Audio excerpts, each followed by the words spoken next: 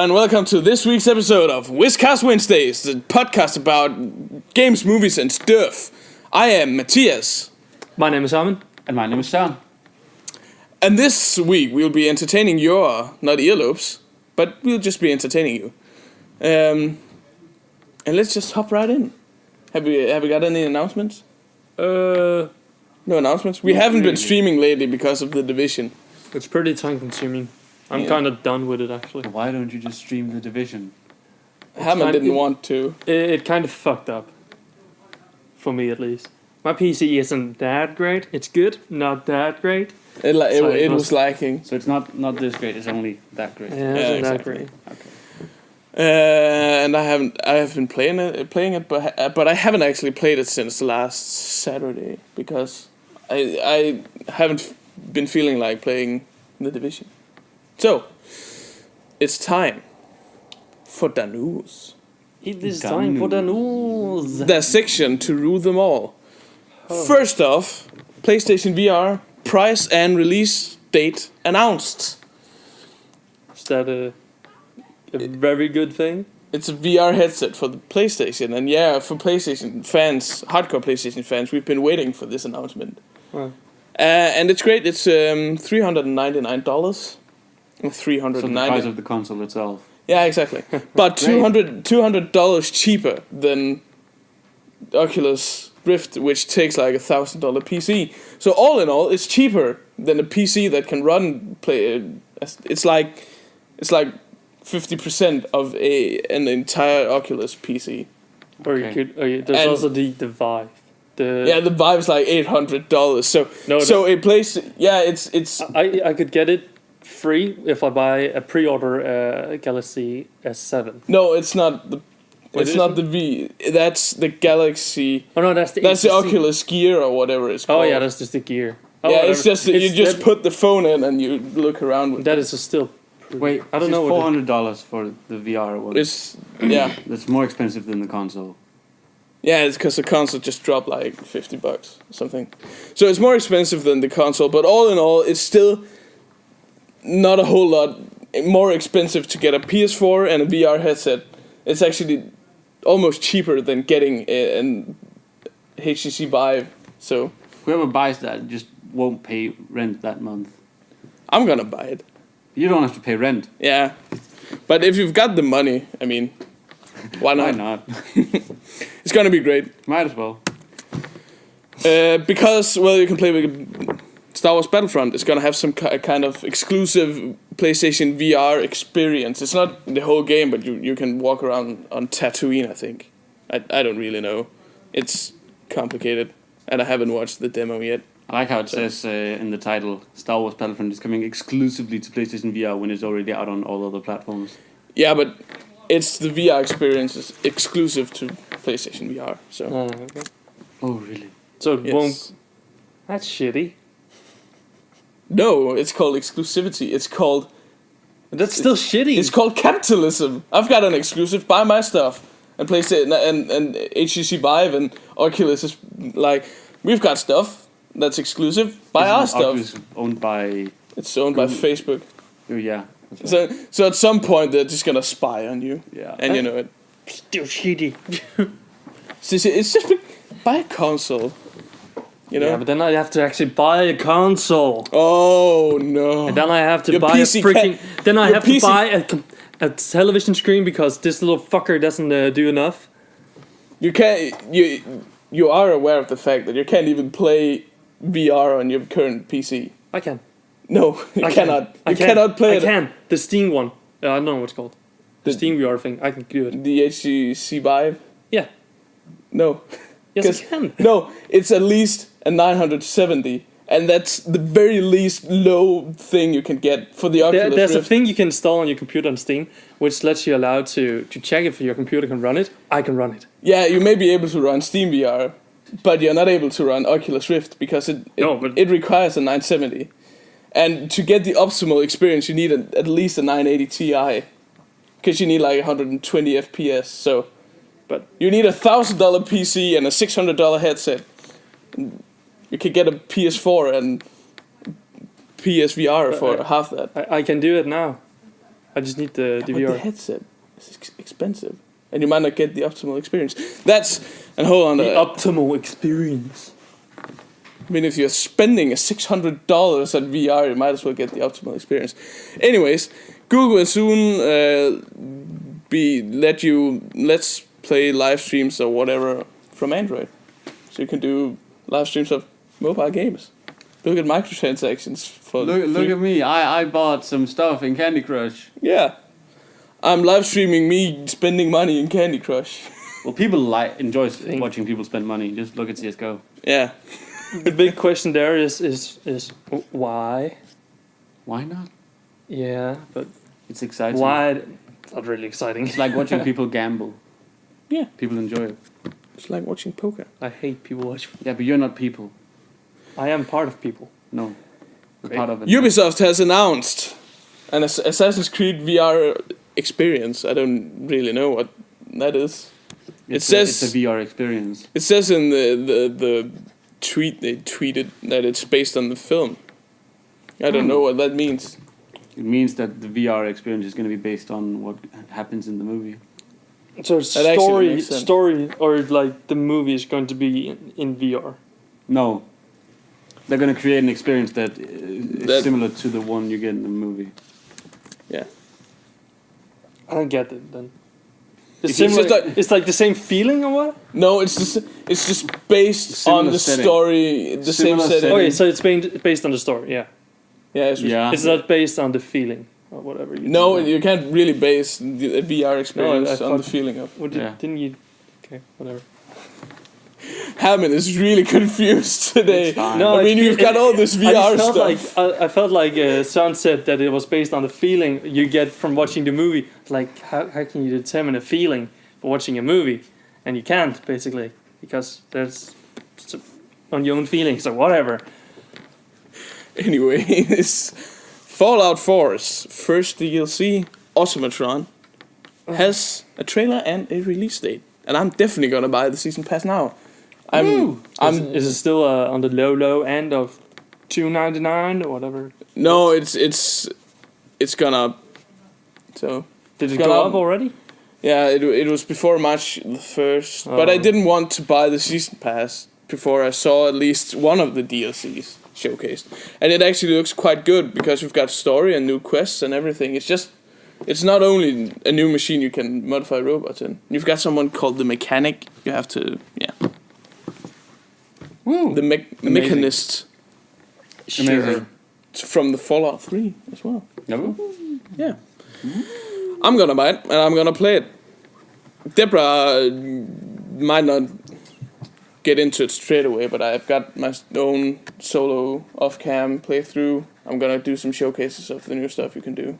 Woo! Yeah. Sure, man. I have some news. You've got some news. I've got some news. What news? Yesterday, the Skyfortress DLC for Just Cause 3 came out. Oh yeah. Yeah, that was yesterday. I mean, if you didn't have the season The pass, season pass. you could get it yesterday. But those of us who Yeah. do have it, had it from the 7th. Yeah. That's why I forgot it, because Yeah, I played it like a week ago or something. I'm almost done with it. I haven't really played that much, but I think it's great. I'm almost done with the story for the second time as well. Oh. I have the last mission to do, which is just annoying. So Yeah, the last mission I is haven't just- done it yet. Yeah, it's just fuck off. I will. Yeah. I'm just sitting here making faces. Great, Get your screenshots today. great, mate. You know Um, why? Just cause. That was bad. That's the humor alarm. It's when the joke is so bad you have to activate the alarm. That's Thank when you. I go and choke. Yeah, exactly. Totally worth it. Anyways, it's time for tangent time. I think we are calling it. Apparently, Apparently, that's not what sure we I call like it. it, but whatever. No, anyways, we're gonna call it just topics. Should we So start it's- off with... So it's not tangent time anymore. Vote in the comments below. If you like tangent time, say yay. If you hate tangent time, say nay. Maybe we're just gonna pick one ourselves. Yeah. We might not even listen to you, but comment anyway. Yeah. All the comments. Tangent time, or topic time, or whatever. Should we start off, because mine is more It's not really gaming. It's not really gaming related. So. Mine is not gaming related at all. Yeah, but it's more Mine media. is movie. Mine kind of is, but not really. Yeah. I'm just gonna start off. Okay, Go ahead. Because this weekend I watched a documentary on Netflix, which ties into Hammond. It's not a Netflix original, but it's called Inequality for All. And it's basically this dude who studied economics for the past 30 years who's saying, well, the way the American economy is handled or whatever is shit. Surprise! And he said a lot of things about, well, when you've got a lot of inequality, which is the difference between the very poor and the very, very rich. The 1%. Yeah, exactly. Basically, the rich guys think, well, we gotta fire a lot of people because I want to make more money. But in fact, you gotta hire people and raise their paychecks because then they spend more money, and in the end, the rich guy ends up making more money by spending money. So that's basically what the documentary The basic ideas of spend money, make money. Yeah, exactly. Yeah. And or make money, spend money. Yeah. Make money. Spend more money.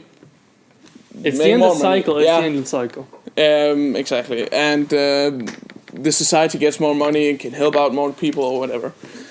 But the thing that stood out to me was that Republicans called him a communist, because he thought they called him a communist because they thought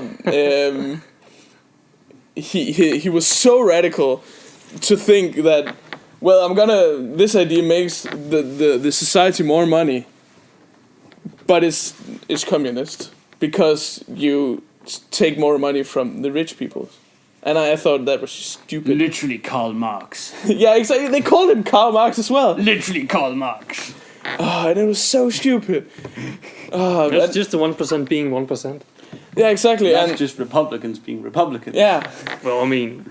And they had this section as well when they asked millionaires what they paid in tax, and it was like 11%, 30%, and they asked middle class people, and it was like 30%. Yeah, 39% is the average. And I was just like, why take money from the guys it's the biggest demographic, so they spend the most money all in all, and why take money from them when they don't have money in the first place? But then again, if you look at the rich guy, if he's able to spend even more money, then he can make room for more jobs. But are they doing that? I mean, look at it. Well, we don't know that. What rich guys? Not a fact. Well, we can safely assume that rich guys min-max their business, so they earn the most while spending the least amount of money. Yeah. But what is the benefit of earning more money if you can't spend more money? Because you've got more money.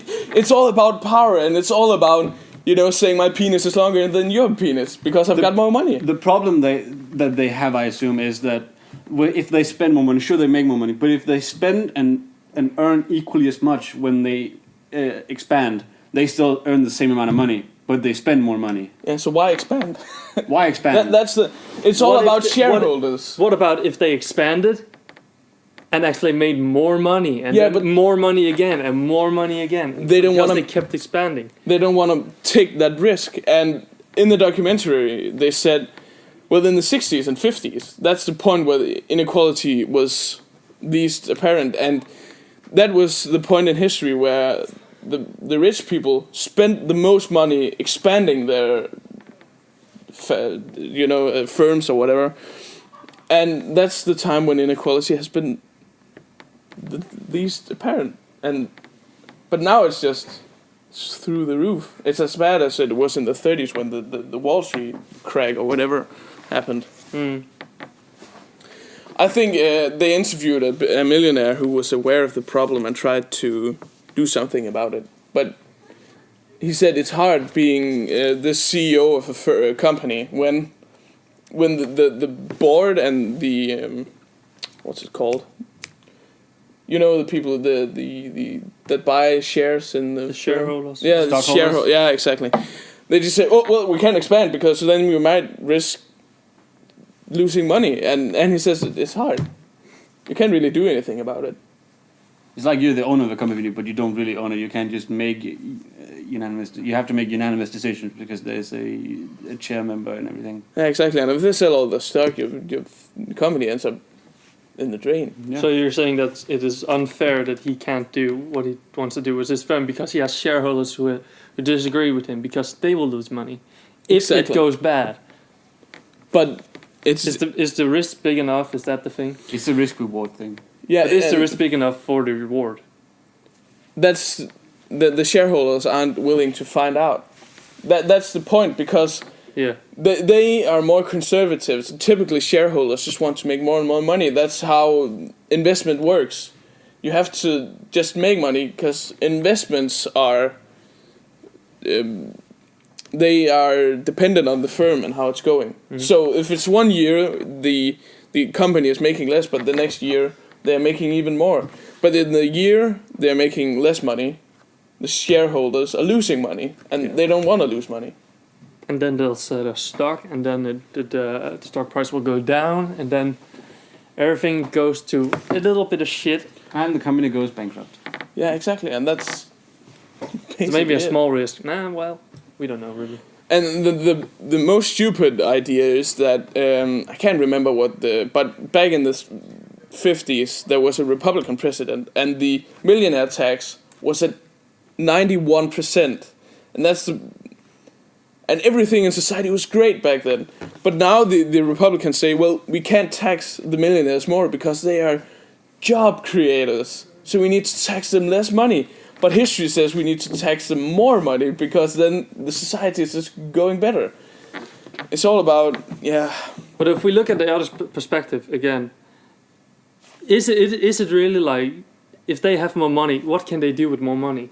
Aren't they supposed to spend it? Yeah, but the thing is, they don't spend it on creating jobs. They spend it on a new house, new car. That's still a job. Yeah, it's still a job, but it's like they buy. Then there's some guy who has to build the house. New girlfriend. And someone who has to teach the girlfriend how to make food. But spending $10 million on a house versus spending $10 million on your company. That's not a lot of money on the company. No, depending how big it is. If you earn 10 million, that's not a lot. But still, if you create jobs for $10 million a year, that's like, I don't even know, it's like 100 new jobs, because if one but year, then again, if you spend 10 million people, $10 million on building a new house, then the company has to build a house, lay the roof, lay the bricks, lay whatever. Yeah, there's a lot of job in there. It's not 100, and they earn money from that. Yeah, a lot of he money. doesn't earn money. The guy who spends money on the house. Exactly. He doesn't earn money. If he expands the company, he ends up making more money the next year, and then he can expand how does again. he know that? It's That's again the risk. It's not his company. That the risk? He doesn't earn the money. You know, the risk is he might not make the money back, but and then he will lose shareholders. He will certainly not make the money back for the new house he's buying. He'll certainly lose money on that each year.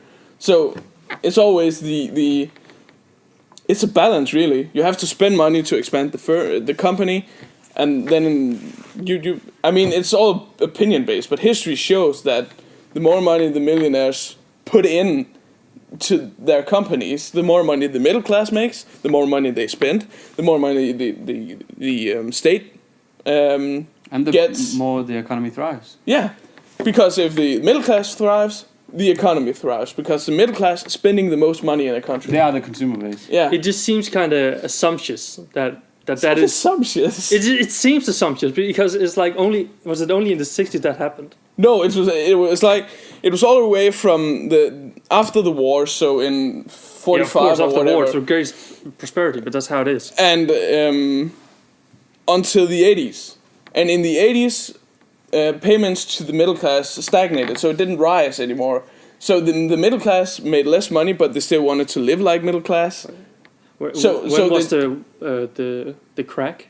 It was in the 30s. It was The Great Depression? Yeah, the Great Depression was 1929 or whatever. What happened then since, like, the 80s and...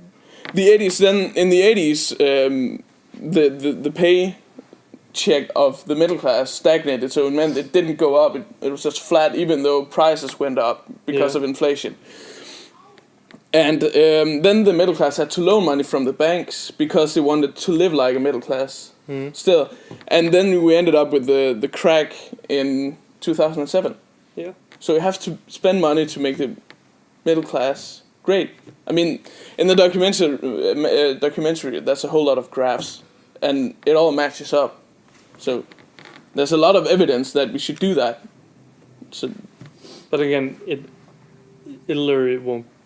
If we have to do that, if we can do that, which we can't, because I mean, films are kind of not corrupt, but I mean, they are the way they are. We aren't able to do that. Yeah, but people might have said that back in the 30s maybe as well. The only way is just tax them even more than the 11% or whatever you said. Yeah, exactly. And that's the problem with taxing rich people a lot of money is they can just move the company offshore. Yeah. Yeah, and then they lose all income. income. The whole country loses the income. But then again, then the other country gains more money. Yeah, but then we still have the problem with one country that was doing great is now doing terribly.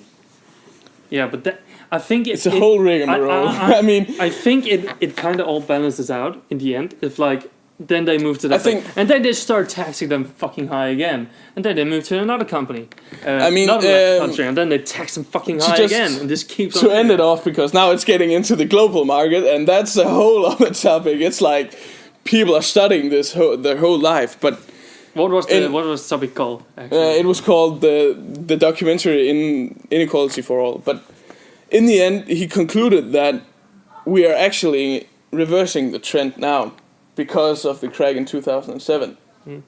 And history shows that you can actually, after the crack in the 30s, the Great Depression, it reversed the trend. So he's quite optimistic that it'll happen now as well, because the graph is slightly going down, but we'll see in the next couple of years. Anyways, that's it. That was a meaty topic. We've only talked about it for 12 minutes. Doesn't matter. We're gonna have continued for like an hour. Yeah. If you want a special politics episode, write in the comments below. Shit, no, please. I want a special, at least when the election it's is just, happening. I agree with you on all the points, but I want to see it on two perspectives. Watch the documentary, and you'll just say, well, you're right. Now, then again, it seems it's always one-sided. Always. Yeah. That's why I can't watch those documentaries. But it's science, so... Yeah, science. It's based on science and facts, so... I mean, anyways... Well, I mean, a hummingbee can fly. Anyways, man. It kind of tied together... Well... Netflix, it's tied yes together. Yes and no, it's not really tied at all. But, well, the beginning was. Netflix originals. Like the movies, the TV series and all of that. Have you seen any of those, the good ones, the Netflix originals? Yeah. Isn't House of Cards one? Yo. Yeah. Yo. Yo. Dad. Jesus Christ. Yeah. So Netflix original. So are they better than so many other companies? Are they like? Is that a gold mine for them that they do this original kind of shows like? House of Cards, Game of House, Jessica Jones, Daredevil, Orange is the New Black, Cards, I think as well. Yeah, a lot of. That's a whole. Yeah, you could live on universe. Narcos, yeah. Making a Marco Murderer. Polo, oh, great movie. It's not a series. Series. The Netflix one, at least. Still kind of. But I mean, you could live off of an original Netflix content. Yeah. You wouldn't have to watch any other thing your whole life. Are they better than like? Say HBO, Game of Thrones. Are they doing something? Haven't watched Game of Thrones, but it depends. I mean, I think that it's partly because Netflix is such a broad subject that a lot of people has it, and when there's an original coming up on it, everyone's gonna notice. At least everyone who has a subscription to Netflix. Yeah. So it gets a lot of publicity, and it gets popular very easily, and it catches traction because they always have. In each and every series I've seen, original series, there is some kind of big actor behind it. Yeah, exactly. Yeah. Always just a single one. Yeah, makes the series or movie great. I mean, Breaking Bad is always going to be my Breaking Bad, Band of Brothers. Lie to Me is one of the greats as well. And I mean, none of those is from Netflix. But then you've got Jessica Jones. You've got House of Cards. And all that's like my top 5 best series ever. But I don't think it's better than most other series makers or whatever. But are they comparable at all? Yeah, I mean, Breaking Bad and House of Cards is basically it's The be all end all. Those two series are the best thing ever to have been recorded onto digital film or whatever. Who made Breaking Bad? Was that AMC? AMC, yeah. Oh yeah, it's the same as Walking Dead then. That's good.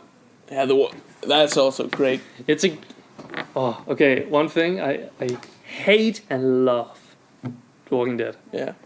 It's a love-hate relationship. Yeah. Really, exactly. because the suspension in that TV series is such annoying. Yeah. So annoying. Hate it. But I mean, Anyways. I think it's the same. It's just a matter of, I think Netflix puts more money and is willing to take more risks than the regular networks, because they rely on ad money and Netflix just relies on subscription money. And they've pretty much, if people aren't going to watch it, they're still going to pay because they're going to watch some other show on the... To be fair, it's a pretty great deal for Netflix because they spend a little money. They don't spend a lot of money because, to be fair, the people who make a thing have to have money in already. So they give a little money, and then it becomes a Netflix original. Yeah, exactly. Which is great for them because that's more original content. It makes more people subscribe to them. Everything. They make more money. They can make more original content, and it's a virtuous cycle, just like the economy. Like we just talked about. Yeah, exactly. Spend money to make money. But they don't have really a risk of doing it. Well, no, they have. Yes and no. Do they? Do they have a risk of doing it? Not really. I mean, House of Cards costs them like $100 million per season, and if it flops and they don't gain any subscribers, but maybe people just say, well, I don't like watching Netflix anymore because House of Cards was so bad. But it's not like they're gonna go bankrupt because it's not like, okay, one series was bad, now we'll unsubscribe. They still have like multiple. That's the thing. If okay, I really love House of Cards. They're gonna make a new season probably. If they do and they mess it up, and I'm like, well, that season sucked. I'm gonna be like, well, there's still a ton of other content. Like that's not Netflix's fault. Yeah. Exactly. Yeah, exactly. Yeah. I'm just gonna keep subscribing. I can still watch stupid documentaries and stupid movies on Netflix. I'm not gonna unsubscribe. Plus, my parents are paying, so. Oh wow. Do you think it's too scarce of the good movies and the good TV series? I think they could be. Could there be more of the good ones? They could put more of the recent movies up. But I mean, it took them a year to put up Interstellar on Netflix. Yeah. But there are other movies that I would love to watch again, which aren't on Netflix. Yeah. Yeah, and there's a lot of classics I haven't watched that I could just watch. But I think that's because they need a license to be able to put it on their website and everything. Yeah, exactly. That cost a lot of money too, I guess. Yeah. I mean, Forrest Gump, holy shit. What? That's a lot of money. Yeah, I mean, Forrest Gump, one of the most famous movies of all time. It must have cost like a fuck ton of money.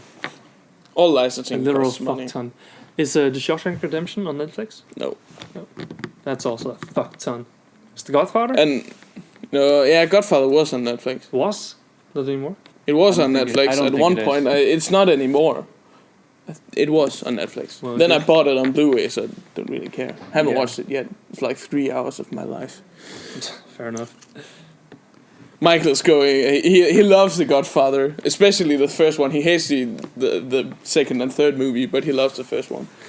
Anyways, I think that's it. Netflix content, it's not better, but it's just good, really good. There's a lot of it. And they can do all they want, basically. There's a lot of so it. they have to experiment. They can experiment. We all like it, Netflix. Your topic, Is son. it my turn? It's your turn. It's turn topic time. Get back here. Okay, so my topic is it's a discussion where we're going to talk about the pros and cons of choosing between console and PC, and seeing what it takes for one person to choose PC over console or the other way around. And I know someone here is a console fan, so please don't get toxic in the comment section. I think we should have him speak his opinion about both parts first. I mean, I'm a console gamer, but in like 6 months, when the new NVIDIA graphics cards are coming out, I'm gonna build my own PC. So the reason I buy a console is the exclusives. I like the exclusives like Uncharted, The Last of Us, obviously, And I like the ease of use. It's just like you buy it, take it out of the box, plug it in, and you put it in a game, and you can always run it. It might not be in the fanciest PC settings, but you can always run the game.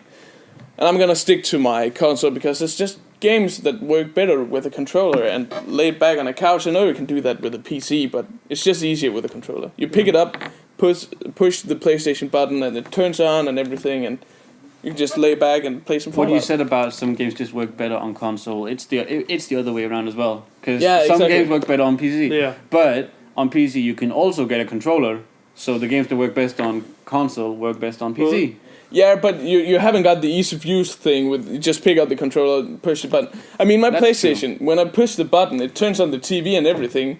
And they've updated it, so it even starts off where I left off in the game. So I can just push the button, sit in my chair, and it's all working.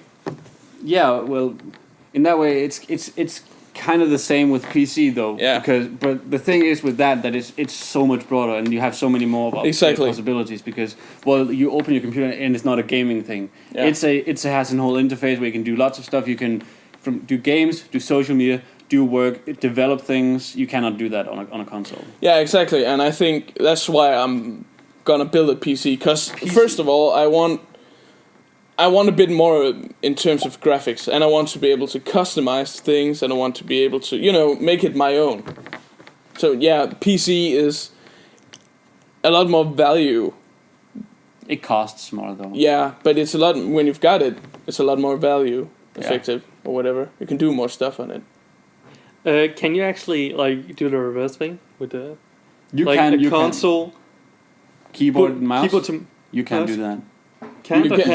You can. You just need an adapter, and you can sit in your. I have an Xbox at home. I could get an adapter, plug it into my Xbox, plug my keyboard and mouse in, but there's going to be a delay. Yeah, it's not really a bad optimal. delay, or I think it's a kind of bad delay, especially on the old generation consoles. I think it's better on the new ones, but I still think there's let's say an FPS game like Call of Duty. You're going to be in a disadvantage. Yeah, I play it with a controller on console. Yeah, because I know for a fact that it's more smooth when you play it with the mouse and all that. Yeah, it's more accurate, and in all ways, all shape of ways. So I would say it's that kind of not cheating, but you're more precise and all that. But I mean, the main point for me is that I've always been a console gamer. I've always had a PlayStation 2. Haven't had a PlayStation 1, sadly, and a PlayStation 3 and a PlayStation 4. And it was, first of all, it was natural for me to just upgrade to the PlayStation 4. Second of all, I like the exclusive, and thirdly of all, can't say that. I'm saying that now. It's just the ease of use thing, and the just plug it in and play.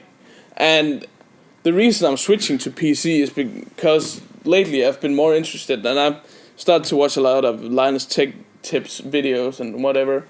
And the whole PC with, you can choose your hard disk, you can choose your processor, you can choose your graphics card. I love that stuff because I love picking out what fits me exactly and customizing it. So you're more into building the actual PC than actually using it. No, I like using a PC as well because you can customize it and you can get mods and you can customize the settings. You can choose whether or not because I'm used to 30 frames per second, so I could choose that I just want 30 FPS and I want prettier lighting on it. The whole, depending on the game, what the frame rate or the frame rate or whatever. I like the whole customizability of it. Plus, you're probably going to need it for your study. Yeah, exactly. Yeah, I'm going to make games, so kind of need a PC for that. Kind of. But you can do it on this bad boy. I mean, this is a great bad boy. A bit overpriced, but it's great. It's better than Michael's. I saw a video yesterday. Can I interrupt? Yeah. I saw a video yesterday that, if you buy a Apple iMac, I guess the ones that we have in there. Yeah. If you want to upgrade stuff, like have 8 extra RAM or whatever. Don't do it. Or it's like $300. Yeah, and for 8 gigabytes of RAM. Yeah, and on the new iMacs, my cousin actually changed his RAM, and you need to take off the screen, and with adhesive stripes you have to warm up with a hairdryer and take off the whole screen, and it's really not optimal. But is it true that like Apple products or whatever, at least the iMacs for if you want to upgrade stuff, it's overpriced as fuck. It's really overpriced, yeah. That's the way Apple do it. And that's why I want to build a PC. And the whole thing with the PC, you can build a NAS and make it, you can automate everything and you can customize it just the way you want it. And I love that. Yeah. So what's your opinion on the PC versus console? I mean, you have a PC. I have a PC, but I mean, I feel I have no reason to actually buy a console. Yeah, I hate the fact that there's an exclusive for either PC or PlayStation, because it seems so. It's like you have to buy this to actually play this, and it seems annoying because some of the games like Uncharted looks amazing. Capitalism. Yeah, it's annoying. Capitalism is a fucking shit. But to be fair, Uncharted wouldn't be that great if it was on any other platform. Why? I mean, because I watched like 1,000 Naughty Dog documentaries, and the way they make the game is really tailored to the platform. Yeah, sure. And not only visuals, but the whole gameplay experience. I mean, Uncharted would take like 10 years to get perfect on each and every console. But okay, like topic. Yeah. Were we on topic? What do you think? Just quick and easy, console versus why PC? Actually, no reason. I have no reason to play PC. Okay. I feel it's easier. Your friends is just playing on PC. Yeah, I feel it's a bigger platform. Yeah. For me, at exactly. least. That's fair enough. Son? Well, I have a PC, but consoles are cheaper, so I might buy a console soon, or I might buy just a new graphics card. And it's like either way or what? Either way, whatever I feel like. Yeah. Well, question. What PS4, PS5? Is that like in any near future? It's like in next 2 or 3 years or something. So we are right in the middle of the console generation right now. Yeah. Because I might actually, at a point, I might actually want like a PS5 if that comes or whatever. PS5 and I mean, 1. I don't know. I like the PC better because all the games are in there. But I'm gonna have a console for the exclusives and for my dad or whatever, and just laying back, relaxing. You know. There is such a thing as PC exclusives, you know, but yeah. they don't. They that. don't advertise them as exclusives. No, because they're just PC games. They're just PC games. Yeah. So like League of Legends, World of Warcraft, all that stuff. Exactly. PC exclusives, but they don't advertise it as. There's actually so many more games on PC when if you. There is. Yeah, exactly. That's because it's a bigger market. Yeah. Yeah. So, anyways, that's a whole other topic that we could talk about. Buy PCs if you like PCs. Buy consoles if you like consoles. There's no right or wrong way. Both are good. Yeah. Depends on your need. Ways. I mean, my dad would buy a console over a PC. So depends on you. It's easy plug and play for console, and it's a bit more customizable on PC. A bit more casual too. On the console? Yeah. Yeah, exactly. So that's it, isn't it? Yeah. Yes, that's it. Today's free topic time. I mean, we went on a bit of a tangent on the last one, but you could just give a head. Doesn't really matter. It's a podcast. Accept the content we make and entertain you with. Thanks for watching. In fact, why don't you do some comments down below? Like, subscribe, download if you. What's it called? It's not download. Dislike. Follow us on Facebook and Twitter. We might be streaming this weekend. We still and I actually might do some Mass Effect 2. Donald Trump is gonna visit Deborah on Friday in Fallout, so stay tuned. Sounds nasty. So thanks for watching and have a nice Whiscast Wednesdays. Goodbye. And Wednesday.